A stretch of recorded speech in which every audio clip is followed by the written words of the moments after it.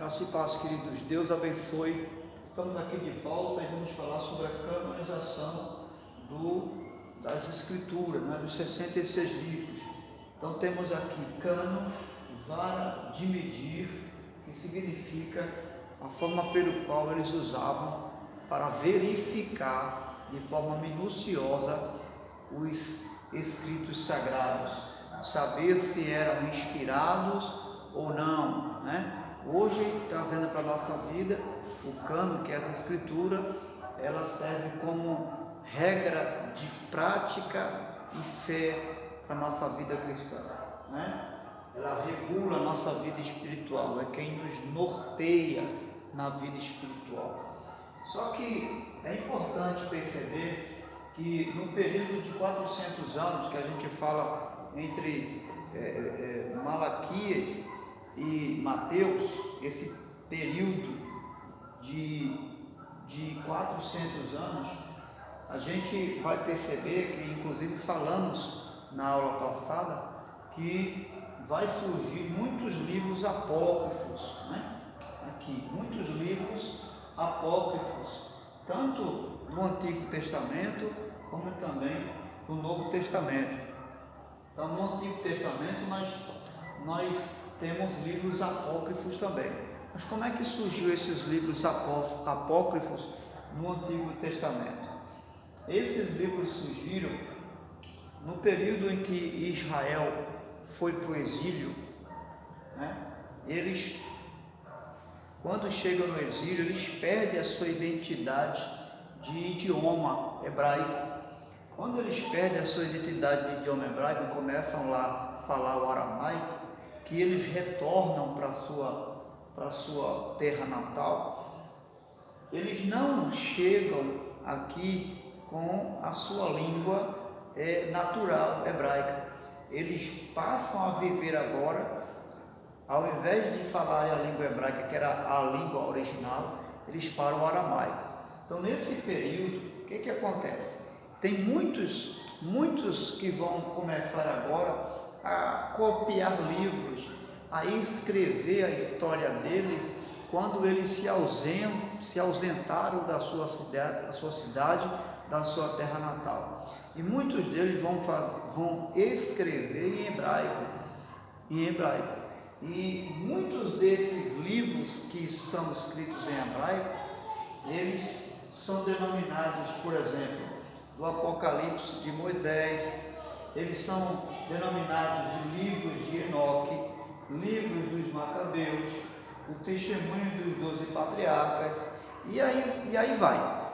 Há umas centenas de livros, de cópias que são escritos a respeito não só da própria vida do povo judeu no exílio, mas também sobre a vida de muitos profetas e patriarcas que antecederam eles também.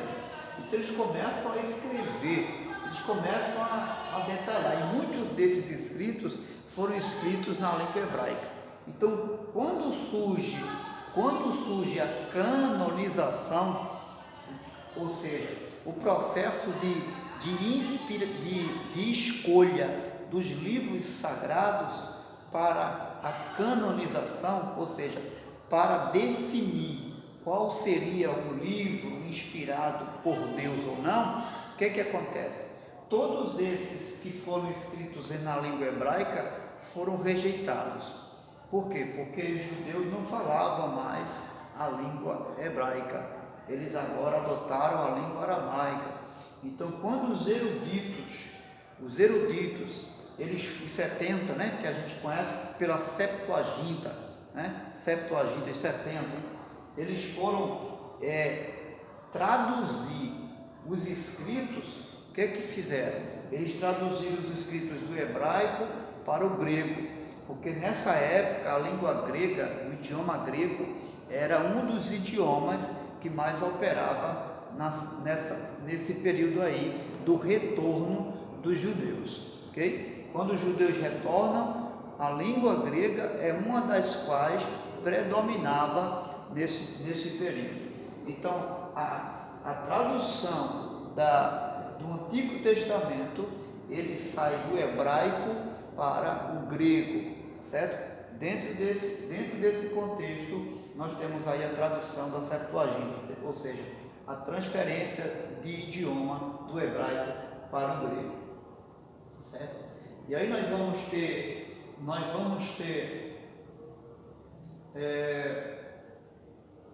no Novo Testamento, no Novo Testamento a mesma situação. Depois da morte de Cristo surgiram muitos escritos também, nesse mesmo período aí, surgiram muitos escritos, além de outros escritos, além dos 4 evangelhos que nós temos, surgiram muitos outros evangelhos também.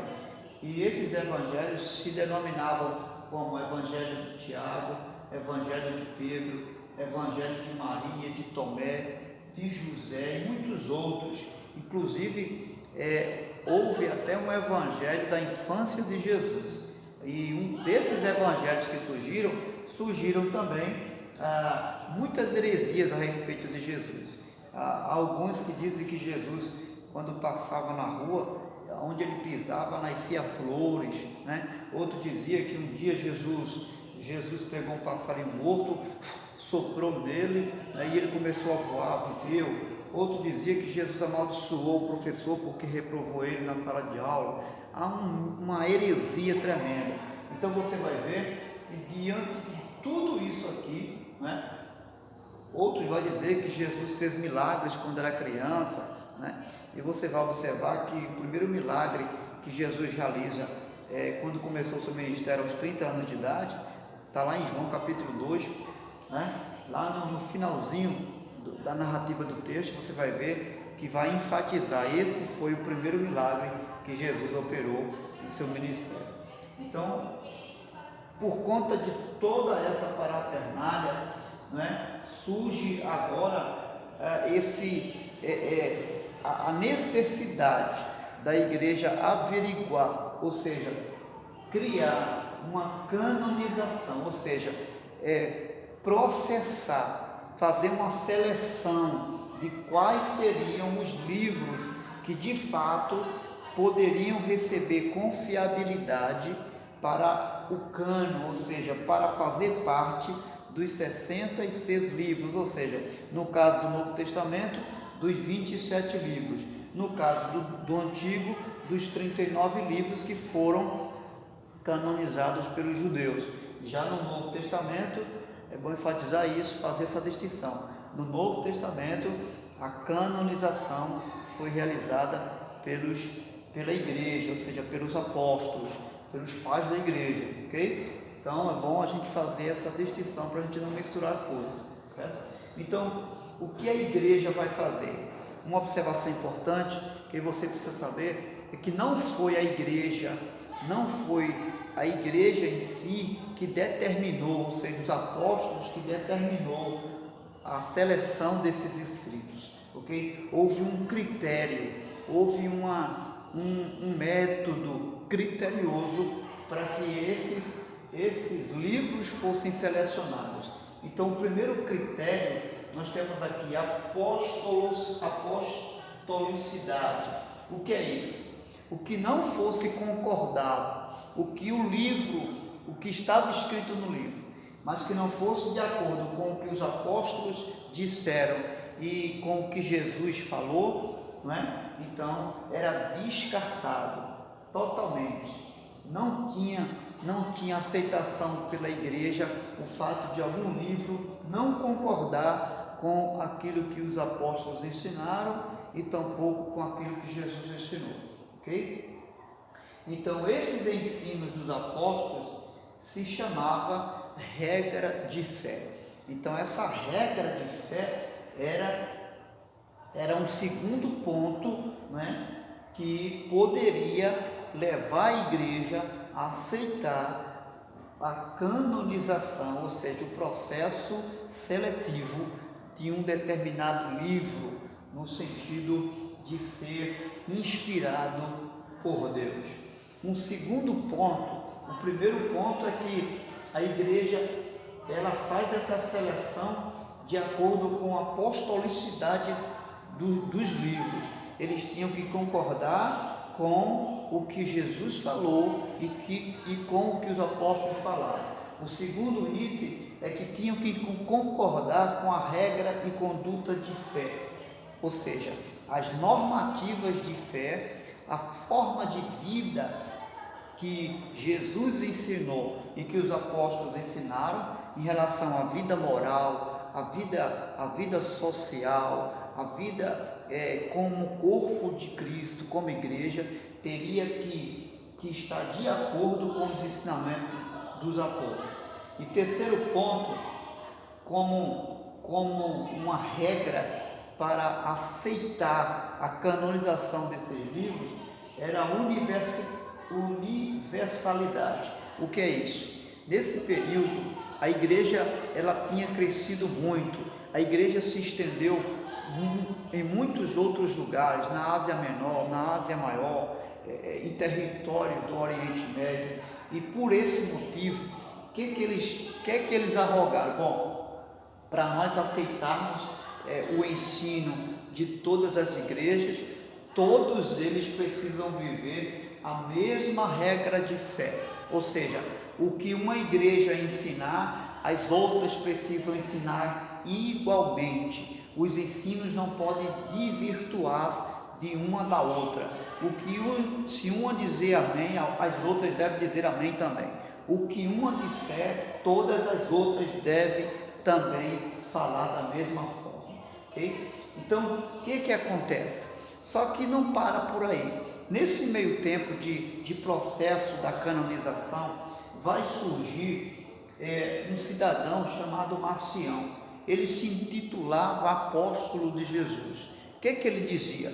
Ele surge com uma tese de que o Deus do Antigo Testamento é um Deus mau, é um Deus que faz justiça, é um Deus de guerra, é um Deus que não tem misericórdia.